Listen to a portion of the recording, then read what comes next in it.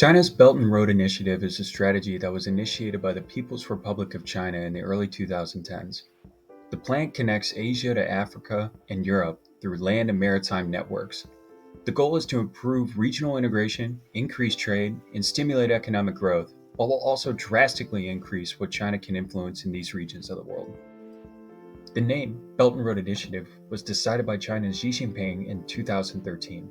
He was inspired by the Silk Road the Han Dynasty established 2,000 years ago, an ancient network of trade routes that connected China to the Mediterranean. President Jinping set out with a similar goal, both physically and digitally. You'll also hear this plan referred to as One Belt, One Road.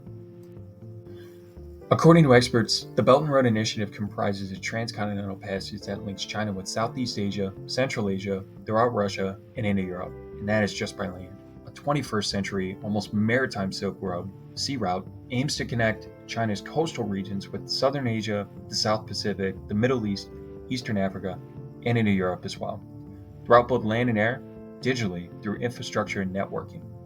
As for how the United States views this initiative, it is not a positive view. Some U.S. experts also claim that the operations fail to follow international standards and are employing corrupt practices by the Chinese enterprises and financial institutions in countries along the Belt and Road routes, potentially causing harm to many U.S. economic and national security interests in that area.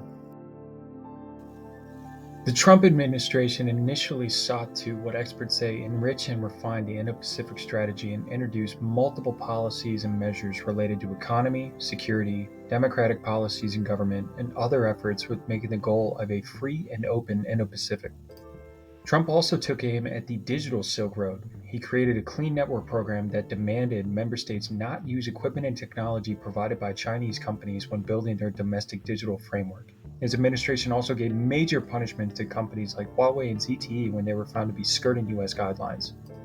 The Biden administration has continued Trump's effort of containment, Biden himself saying, "We're in a competition with China and other countries to win the 21st century."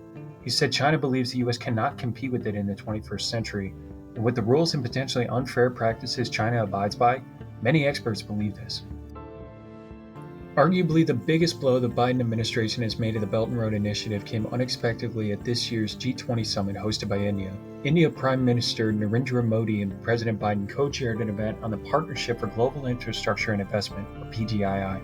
The PGI focuses on the infrastructure gap in developing countries accelerating progress towards global sustainable development goals. This event was attended by leaders from the EU, France, Germany, Italy, the UAE, Saudi Arabia, and the World Bank.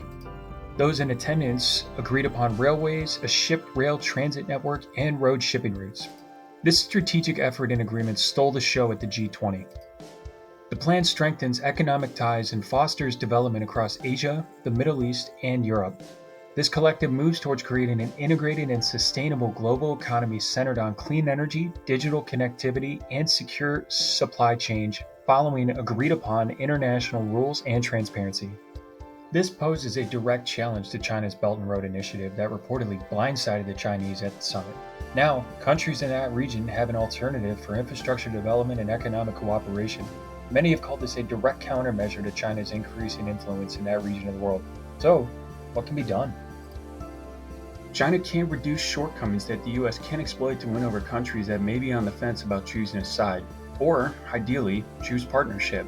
Already, there have been major U.S. companies like GE and Honeywell that have participated and benefited from the Belt and Road Initiative. There is room for cooperation. Chinese and American companies can engage in coordinating on advanced infrastructure that is both sustainable and climate-friendly, and crack down on cross-border organized crime and maintain the security of maritime transportation routes.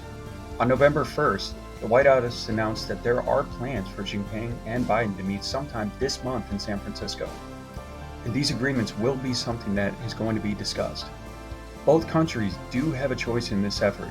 Do the interactions with the Belt and Road Initiative and the U.S. Indo-Pacific Strategy and the G20 Summit have to lead to conflict and trade wars? Can these nations focus on the uplift of developing countries that experts say face real and urgent infrastructure needs? The developing nations don't want to choose sides between the US and China, so why make them? Only time will tell, but in the meantime, thank you very much for watching.